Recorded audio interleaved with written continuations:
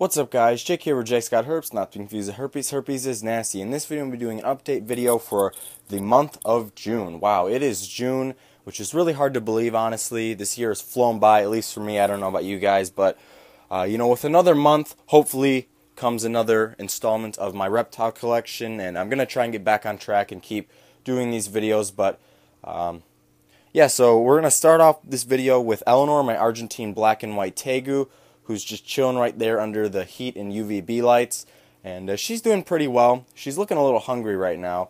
I fed her yesterday. I fed her two or three frozen thaw fuzzy mice, which she definitely enjoys. Mice are probably some of her favorite things to eat, among other things. So today I'll probably give her a treat, maybe some scrambled eggs, and maybe I'll record it for you guys if that's something you would be interested in seeing. But other than that, not too much has changed with her.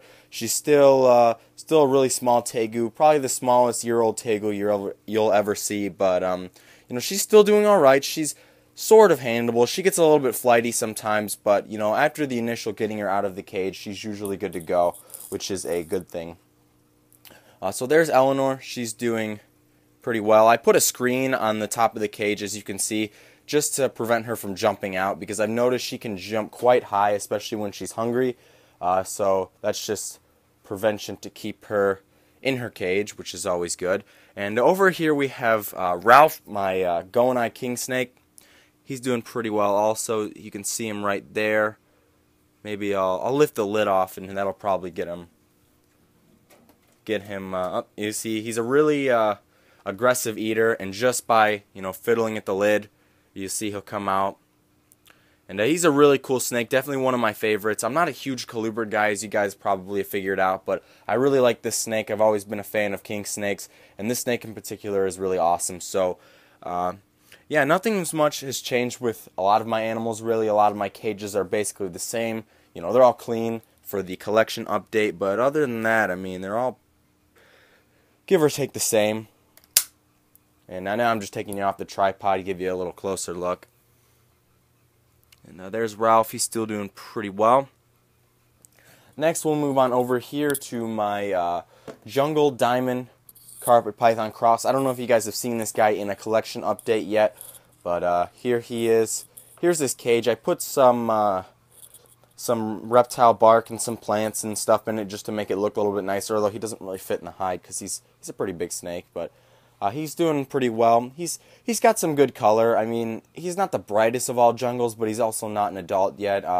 Like I said, he's a Jungle Diamond Cross. I got him from Ben Siegel. I got him in an auction, and he was just a really great price, and he seemed like a cool animal, so I figured I would get him. And if I ever decide that I do want to endeavor in a carpet python breeding project, then this guy would be a nice male to have.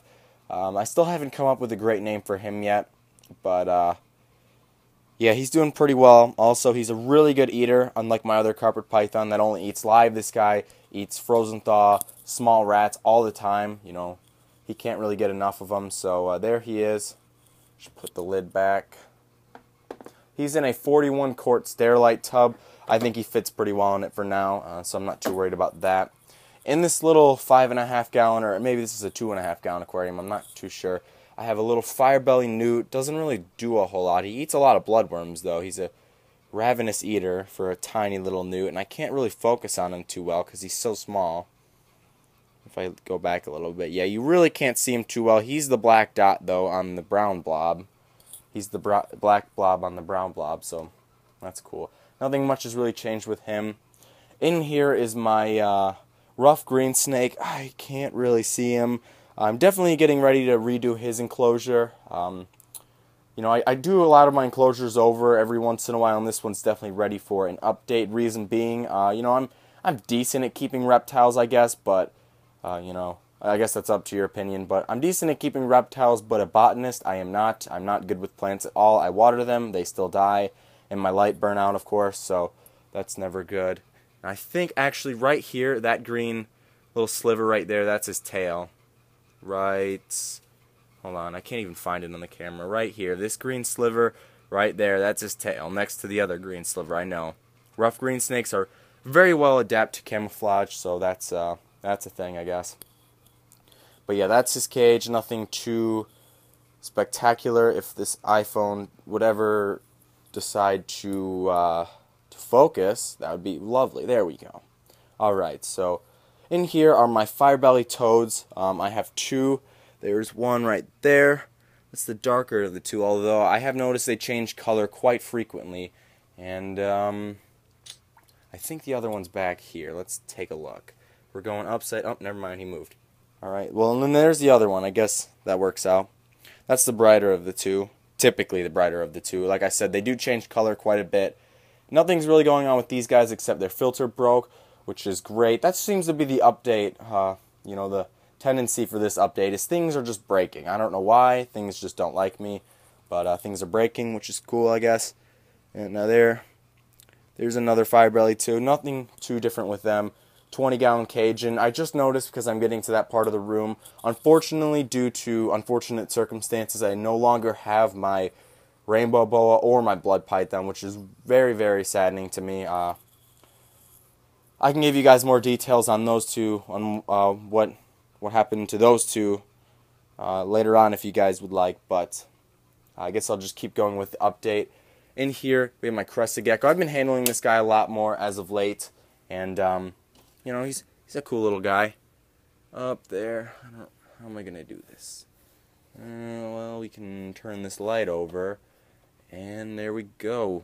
Let there be light, JakesGotHerps said. There's a Crested Gecko right there. Let's just move his weed.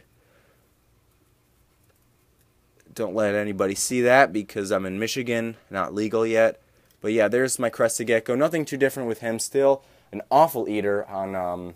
fruit, which is great. Giving me, you know, brain aneurysm trying to get this thing to eat anything other than crickets and mealworms, but that's all he really cares for, are mainly crickets. And over here we have my boa Reggie. You guys know him. I just did an update video on him very recently. He's doing fine. His cage is still pretty clean. Looks about the same. Put duct tape on it because I'm afraid, or what is that, masking tape, sorry. I know somebody will have to correct me. Just so he doesn't get out.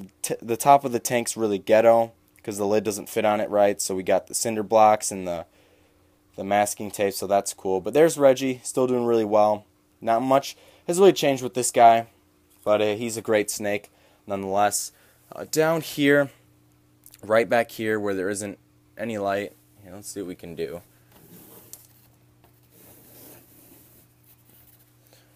Over here we have my other carpet python. Man, this lighting sucks. I got these little closet UVB lights and they don't really work that well, but there's my other carpet python. I'll probably do an update on her. Somebody told me I should name her Molly, so I think I might go with that. I like that name. But there she is, really dark. And what's up with my camera today? The lighting sucks and I can't seem to focus on anything. Oh, there we go. That's a little bit better. But there she is. Still doing really well. I was thinking maybe when I got my other carpet python that she might be able to breed, but I don't think that's going to happen. So, no big deal really. Get this cage shut and move on. Alright, over here we have my Axolotl. He's in his hide. You can see his head right there though. Really cool amphibian, definitely one of my favorites. Probably my favorite amphibian that there is probably, but definitely of that I own. Really cool little amphibian. Awesome to watch, and he's a good eater. He eats a lot of these newt bites and a lot of bloodworms as well. And I've been feeding him a lot of, what was that? I posted a video on my Tegu eating him, night crawlers. Loves the earthworms and night crawlers as well, so that's pretty cool. And last but not least, actually not last, but we have my little Kenyan Sambo. I'm about to feed him soon. I always seem to run out of pinky mice first out of everything, which is cool, I guess. But I'm going to feed him today. Really nice colors, nice bright orange colors. He just went through his shed recently. I just threw it away, though. It wasn't in one piece, so not worth keeping, but really, really cool snake. Definitely one I recommend. People ask me all the time, hey, should I get snake A or snake B?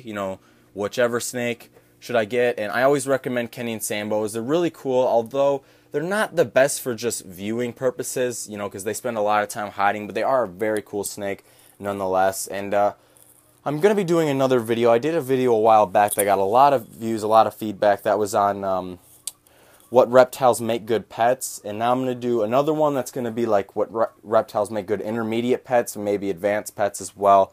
But I'm definitely going to be doing another one of those videos because that seemed to get a lot of views and it did pretty well, I think. So yeah, that's what's in my room. Like I said, I no longer have the blood or the rainbow boa, unfortunately. And there's Ralph again looking for some food. And now I'll go in the other room and show you Tebow, my American alligator. He's right there. He's doing really well. Also, really big, fat guy. And he's actually surprisingly tame. I know tame and alligators don't work that well together, but you know, when I'm cleaning his cage, you know, I usually go right for wherever the poop or food is. And if he's in the water, he'll just sit there and watch me do it. He's like, "Oh, thanks for cleaning the tank. I'm glad you finally did it, you lazy bum," because it was getting nasty. But yeah, he's a really cool snake, snake. Yeah, he's a snake. He's a snake with legs and scales. He's a really cool little guy.